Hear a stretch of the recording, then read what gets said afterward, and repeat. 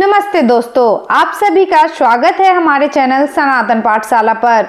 माघ मास यह केवल एक महीना ही नहीं बल्कि पुण्य और तपस्या का महाकाल है। आज हम शुरू करने जा रहे हैं पद्म पुराण में वर्णित माघ मास महात्म्य की अद्भुत कथा।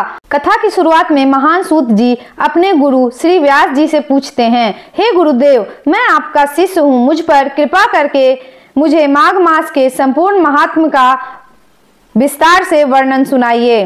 तब व्यास जी रघुवंश के एक महान राजा दिलीप की कहानी सुनाना शुरू करते हैं। एक बार की बात है, रघुवंश के प्रतापी राजा दिलीप यज्ञ स्नान के बाद सुंदर वस्त्र, कवच और आभूषण पहनकर शिकार के लिए अपने नगर से बाहर निकले। उनके साथ हजारों सिपाही थे। राजा का काफिला एक ऐसे वन में पहुंचा जहां की सुंदरता देखते ही बनती थी। कहीं वृक्षों पर मोर नाच रहे थे, कहीं मृगों के झुंड थे, कहीं गैंडों की समूह हाथियों की तरह घूम रहे थे। यह वन हरे भरे पेड़ों, सुगंधित लताओं और पुष्पों से भरा हुआ था। शिकारियों के बाजे की आवाज सुनकर अचानक एक मृग वन से निकलकर भागा। राजा ने अपनी पूरी शक्ति से घोड़े को उसके पीछे दौड़ाया।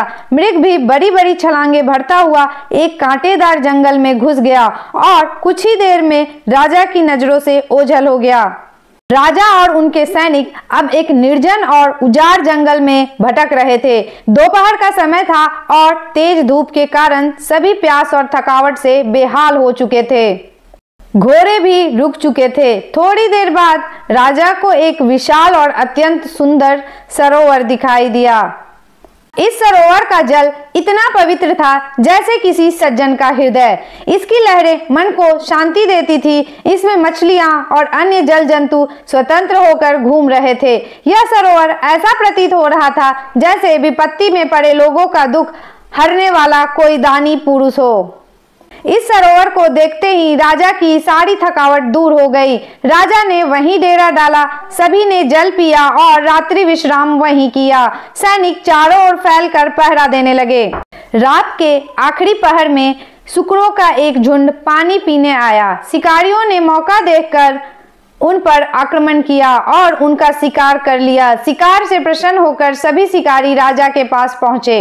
सुबह होते ही राजा दिलीप अपने शिकार और सैनिकों के साथ अपनी राजधानी की ओर वापस चल पड़े। तभी रास्ते में उन्होंने एक घोर तपस्वी को देखा। तपस्या और नियमों के कारण उनका शरीर सूख चुका था।